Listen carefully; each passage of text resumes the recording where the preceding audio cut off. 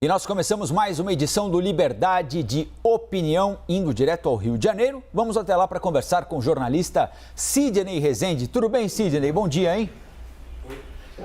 Bom dia, senhoras e senhores, a todos. Estamos precisando mesmo termos agora serenidade, tranquilidade, tentar entender tudo isso, né? Que agitação se deu ontem, já no início da tarde, até o dia de hoje na política, principalmente, passando aí pelo Poder Judiciário.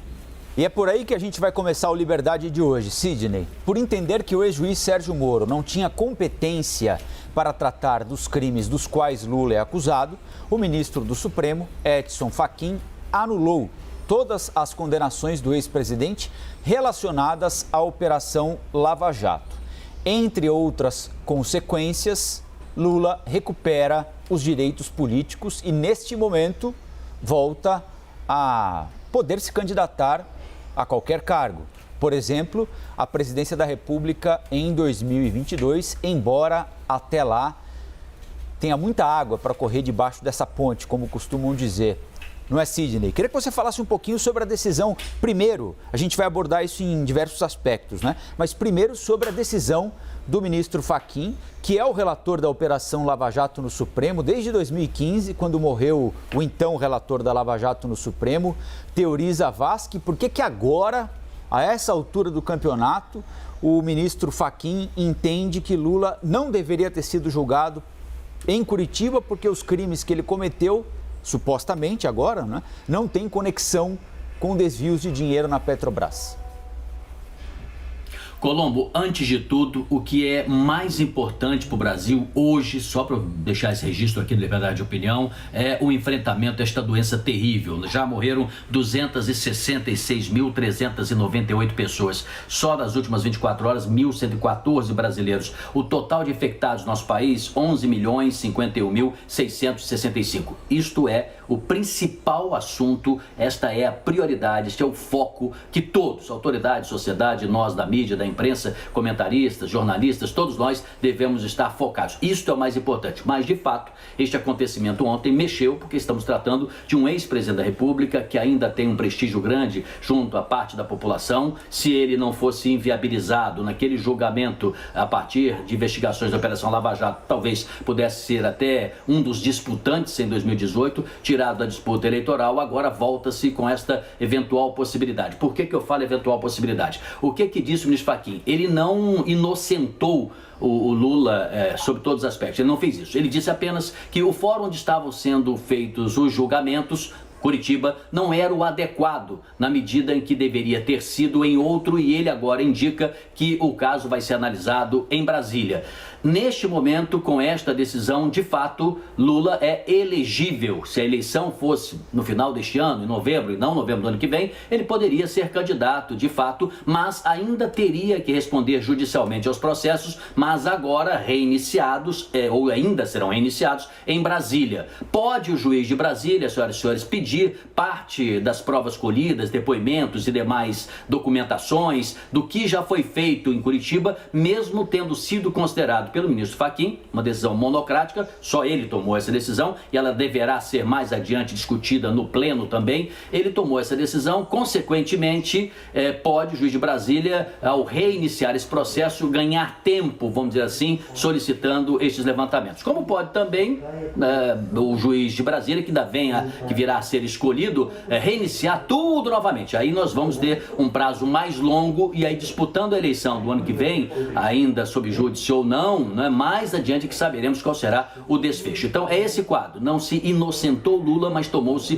esta decisão. E aí nós estamos falando dos casos mais rumorosos, mais famosos. Estamos falando do triplex, do sítio, a doação à época da Odebrecht para o Instituto Lula, que foi considerada ilegal. Estamos falando da doação de um terreno também da empreiteira para fazer o Instituto Lula. Todos esses processos, eles vão para Brasília. Então, só quero pontuar dois aspectos aí. O primeiro deles é que não é a inocência do Lula, é a transferência do seu processo para Brasília, que estava lá na jurisdição do juiz Moro e que acabou no bojo da Operação Lava Jato, sendo tratada em Curitiba em mais de uma instância. Mas eu posso também, se você me perguntar, o que estaria, na minha opinião, por trás dessa tomada de decisão, porque muita gente está dizendo, mas por que agora, né? 3 anos depois, tantos anos depois, eles não sabiam que lá não era o foro adequado, partindo dessa tese de que de fato Curitiba legalmente não deveria ser o local para isso, não deveria ser a comarca para apreciar isso? Eu posso até responder, mas eu queria deixar isso registrado agora, porque dá a impressão assim, a justiça liberou geral, né? Inocentou e tudo mais, porque deve você e todo mundo poderá perguntar, e o caso Odebrecht? E o caso Eduardo Cunha? E o Gedel de Oliveira Lima? E os outros? Como é que vai ser essa apreciação? Será que eles vão entrar em fila também, querendo a mesma coisa que a defesa do Lula entrou com habeas corpus no final do ano passado e o juiz Fachin deu? São questões realmente que merecem nossa avaliação. Mas não vou me alongar muito para você poder perguntar também, Colombo.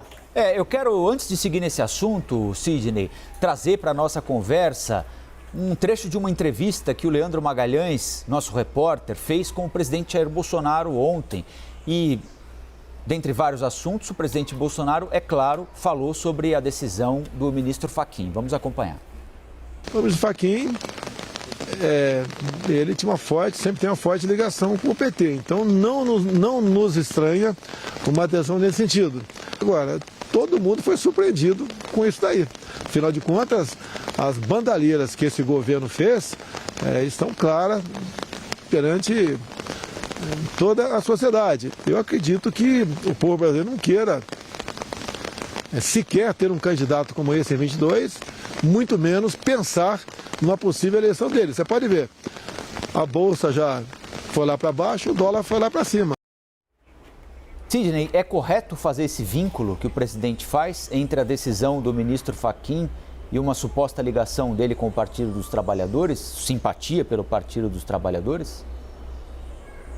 Olha, não foi bem isso não. Eu vou pedir emprestado as palavras de um deputado do Paraná que disse uma coisa que eu acho muito interessante. Vai ficar fácil para você, Colombo, senhoras e senhores, entenderem o pensamento dele, do deputado, e o meu raciocínio também para responder a sua pergunta sobre o presidente Bolsonaro. Disse Aliel Machado, do PSB do estado do Paraná.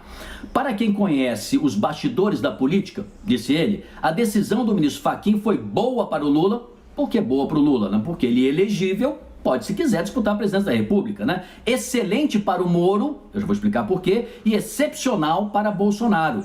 Ela só não foi boa para o Brasil. Então vamos lá, o que o deputado está querendo dizer aqui? Se o ministro Fachin não toma essa decisão, a segunda turma, aí não seria decisão monocrática, né? Seria parte dos seus colegas do Supremo Tribunal Federal, que integram a segunda turma, iriam fazê-lo, porque de fato é indevido que este julgamento tivesse o seu início, processo e desfecho em Curitiba. Isso os juristas já tinham dito lá atrás, independente do Lula, de quem fosse, né? Pela característica que a investigação partiu de criar vínculos com as investigações que envolviam roubalheiras, falcatruas, os desvios na Petrobras. Isso não tinha que ir tudo para Curitiba. Essa que é a questão. Então, repito, muitos já sabiam, juristas já denunciaram, e vão até tirar os políticos disso, né? Pessoas que entendem da justiça isentamente, nem eu vou do Lula não, nem contra o Lula, pessoas que entendem da justiça, militam nessa área, desembargadores, ex-juízes e tudo mais, já haviam dito há anos que isso estava errado lá. Agora, se o ministro Fachin não tomasse esta decisão que tomou ontem, a segunda turma, ela o faria. E o que é delicado, o processo de suspeição do ex-juiz Sérgio Moro, porque com essa decisão que Fachin tomou, ele antecipou algo que podia ou poderia acontecer depois, ele próprio seria voto vencido eventualmente mais adiante, e agora ele já, com essa decisão, ele faz um realinhamento, mas ele se atém apenas o aspecto do Lula, mas é preciso duas outras pernas serem investigadas. Afinal de contas, o juiz Moro, ele foi inadequado, ele agiu criminosamente, ele agiu de maneira incorreta enquanto ele foi juiz naquela época, porque vários diálogos dão conta de conversas tóxicas entre eles, os procuradores, eles ajeitaram depoimentos, eles se acertaram de alguma maneira de uma forma que não deu isenção ao juiz. O juiz tem que ser isento, né? Um juiz, ele não pode tomar antes da hora uma parte. Ele não pode beneficiar quem está acusando ou quem está se defendendo, porque ele é juiz. Sendo juiz, ele tem que se manter de maneira equidistante das partes para julgar como a justiça determina, sem olhar a quem, mas fazê-lo dentro do que determina a lei. Então, Colombo, o que fez, na verdade, indo aqui ao que o deputado resumiu, na minha opinião, de maneira geral, muito feliz, é que ele tentou salvar a Operação Lava Jato, o ministro Fachin, ele tirou o Moro do meio da história, tratou só do Lula, mas pode abrir precedentes para outros advogados entrarem na justiça e entrarão para tentar os mesmos benefícios. Ou você acha que quem defende Eduardo Cunha, Gedel de Oliveira Lima, outros e a própria Marcelo Odebrecht não vai roubar uma maneira de dizer assim, olha, se lá não era o foro adequado, não era para isso. Mas como fez Fachin, ele simplesmente disse, como não era lá, ele não chegou nem a entrar no mérito. Se o juiz Moro foi correto, não foi correto, se fez errado ou fez certo, esse mesmo botou uma pedra em cima disso e tomou decisão circunscrita ao Lula. E se o Lula for inviabilizado, por exemplo, numa decisão acelerada do Tribunal de Justiça em Brasília? Pronto, o Moro pelo menos não foi atingido e a Operação Lava Jato também, nesta matéria, não merecerá essa atenção. A não ser que na segunda turma, o ministro Gilmar Mendes, tinha pedido vistas, ele possa também recolocar na agenda se analisar a isenção ou não do juiz Moro. Agora, Sidney... Eu fui claro, Colombo, esse assunto é complicado, hein? Deu pra entender, não? Mais claro, impossível. Tanto é que eu quero continuar nele, Sidney. Te perguntar o seguinte... Vamos lá. Há muitas leituras sendo feitas a partir da decisão de ontem, né? Do ponto de vista jurídico, acho que a gente já abordou bem aqui, mas há leituras políticas também. Por exemplo, neste momento, o presidente Lula está com os direitos políticos restituídos. Nada garante que ele continuará nessa condição lá em outubro de 2022, ou na hora do registro da candidatura, de uma possível candidatura. E nem se sabe também se ele será o candidato do PT, se ele tem o desejo de ser candidato à presidência da República mais uma vez. Mas levando em consideração que ele mantenha os direitos políticos e que queira ser candidato do PT à presidência da República, muita gente diz, olha, isso é bom para o Bolsonaro. Porque o Bolsonaro estava com dificuldades para lidar com a pandemia, a economia patinando e agora surge a figura do ex-presidente Lula e ele, Jair Bolsonaro, é o antagonista da figura do ex-presidente Lula, aquele que conseguiu tirar o PT do poder depois de 4 vitórias consecutivas. Por outro lado, é melhor enfrentar numa eleição um candidato que não passa dos 10% do que enfrentar um outro que tem 40%, 35% de intenções de votos, né? Com qual leitura você fica? É bom para o presidente Bolsonaro enfrentar um candidato como o Lula, que desperta muita polarização na sociedade? Tem gente que ama incondicionalmente, tem gente que odeia incondicionalmente também. Uma candidatura de centro vai perdendo espaço com essa possibilidade de termos em 2022 2 candidatos que despertam os mesmos sentimentos na sociedade, Sidney? Olha, Colombo, vamos lá. Em relação à eleição, você está me provocando com toda a razão, 2022. Está cedo. Está cedo para você vaticinar, para você apostar, para você cravar agora quem vai ganhar, quem vai se beneficiar, quem não vai, porque estamos falando de um processo eleitoral que acontecerá somente no final do ano que vem. Amigos, eu estou nesse negócio desde 1900 e década de 80, desde 1980, 84 que eu estou nesse negócio, né? Talvez um pouquinho antes. E eu aprendi que eleição é emoção. Às vezes você faz uma análise cheia de razão, né? Ela bate aqui na teoria e o povo vai lá e na prática dá o destino. E quem decide é o povo, então tá cedo. Agora, ela é boa para o Bolsonaro no primeiro momento, sim. Repare que eu comecei dizendo aqui, olha, morreram 266.398 brasileiros. Esse já não é o assunto principal no final da tarde ontem, não é o assunto principal hoje, porque a prioridade do tema, o lead para o jornalista, o principal, é essa história que envolve o Lula. Então, no primeiro momento, é importante para Bolsonaro, porque ele pode mudar o foco, sim, enquanto as novas vacinas estão chegando, e elas chegarão, sim, provavelmente até junho, mas enquanto não temos uma quantidade para vacinarmos os brasileiros, continuaremos assistindo essa macabra estatística de mortos no processo nos próximos dias e meses. Consequentemente, ele retira sim esse foco, além do fato de termos um candidato Lula que tem um apelo popular, tem um recall em parte da população, mas ele não tem mais o poder central, não é mais, a política não é mais a mesma, o Brasil não é mais o mesmo, a tecnologia avançou demais, o PT ainda não conseguiu se conectar com a população. Na última eleição, os petistas foram vitoriosos em menos lugares do que se esperava. Então, tudo isso faz com que se tenha um candidato Lula forte historicamente, mas não tão forte politicamente. E ele não é mais aquela certeza de vitória absoluta que você poderia ter há 6, 7, 8 anos. Que você dissesse Lula é candidato, ele se reelege facilmente. Repare que existiu até um apelo na época. Eu lembro que a Marta Suplicy estava dentro do PT, ela apelou ao presidente Lula a ser candidato e não permitir a Dilma que tentasse o segundo mandato. A Dilma tentou, ganhou, mas ela e outros apelaram para que o presidente Lula, naquela época, ex-presidente, né, ele se candidatasse e voltasse ao poder. E provavelmente ele voltando, talvez não acontecesse o desfecho de tudo que aconteceu a partir da Operação Lava Jato. Então, o que eu estou dizendo é, para a eleição é muito cedo. O primeiro retrato, de momento, é bom para o presidente Bolsonaro por conta disso, além do fato dele consegue polarizar. E ele tira João Dória, candidatos de centro, até Moro, eventualmente, né, que possa querer ser candidato à presidência, tentando um centro, neste momento, para o presidente ter um adversário que já está carimbado com extremas dificuldades, de ter sido preso, de não ter ainda se desvencilhado totalmente da justiça e ainda ter como liderança de um partido que tem envolvimentos de casos, desde o mensalão, tudo isso realmente beneficia no curto prazo o presidente Bolsonaro. E se Lula for candidato em 2022, não tenha tanta certeza assim o que pode acontecer, porque uma nuvem nova da política existirá já nos meses que antecederão a eleição.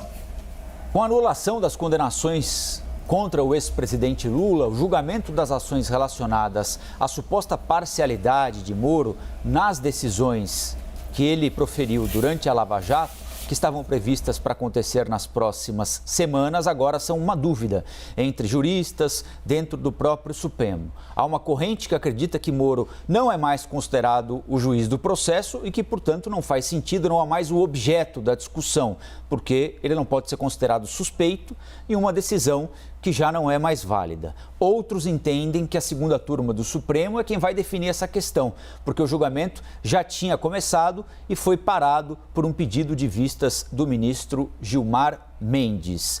Há objeto ainda para o julgamento da suspeição do ex-juiz Sérgio Moro, Sidney?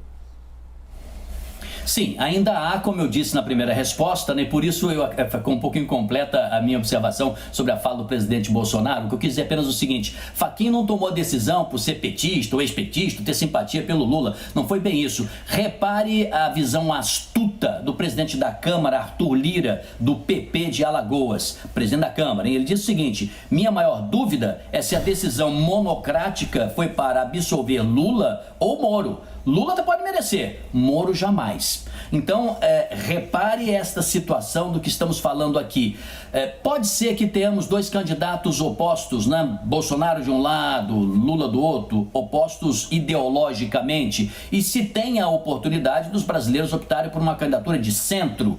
Pode ser, ou eventualmente alguém pela direita ou pela esquerda de maneira alternativa. Pela esquerda tem mais candidatos, não? Porque o Ciro Gomes não vai abrir mão da sua candidatura, segundo disse Carlos Lupe do PDT. Já pela direita nós não temos nenhum outro nome, a não ser do próprio Moro, que tentaria de alguma maneira, se fosse candidato, atuar por ali. Agora, Moro não é profissional da política. Tem um caso, Colombo, que você há de recordar, dois deles, né? Vou lembrar aqui, reforçar um só, porque você é aí de São Paulo. Você se recorda de Antônio Hermílio de Moraes? Ele devia ser garoto, né? Ele foi candidato, um empresário, hoje já falecido, um empresário daquela época, muito respeitado, líder do Grupo Votorantim, um homem que atuava na área de cimentos e outros negócios, depois o grupo se expandiu. Ele foi candidato ao governo de São Paulo. E o adversário dele era Orestes Quércia. E contra Orestes Quércia, naquela época, várias suspeitas, várias denúncias, né, que foram levantadas, mas ele era da política. Antônio Hermílio não era da política. Antônio Hermílio até uma vez disse que nunca tinha mergulhado na piscina da casa dele, porque ele de manhã já ia trabalhar, voltava de noite, sempre terno e gravata, se dedicando apenas ao seu ofício, que nunca mergulhou na piscina da sua casa. Era esse homem. Foi candidato e inicialmente se dizia, pronto, é o melhor candidato para São Paulo, um homem honrado, decente, empresário, competente, experiente. Perdeu a eleição para Orestes Quércia, que é do ramo, da política. Então, este é também um problema que o Moro pode ter mais adiante. E não sabemos se João Dória, por exemplo, se for o candidato do PSDB, ou de uma frente partidária diferenciada, se ele sair e deixar de ser tucano, se ele vai conseguir ter esse prestígio e esse espaço para ser um candidato de centro. Então a eleição, na verdade, está em aberto. E quanto ao Moro, basta ser colocado lá na segunda turma que pode vir uma suspeição de ordem geral. Aí, meu amigo, é algo muito mais sério até do que este impacto, né, da elegibilidade momentânea do ex-presidente Lula. Muito bem, Sidney. Nós voltamos a conversar amanhã aqui no Liberdade. Combinado? Combinado. Olha, meus amigos, desculpa aí, essa é uma área que passa pelo jurídico, né, e pela área jurídica, mas você ainda me explorou pela política, fica um pouco mais fácil para nós. Mas é complicado. Vamos ter durante todo o dia hoje ainda muitas entrevistas para a gente poder tentar entender. Eu vou estar assistindo aqui também ligado. Um abraço, até amanhã. Combinado, Sidney. Até mais, então.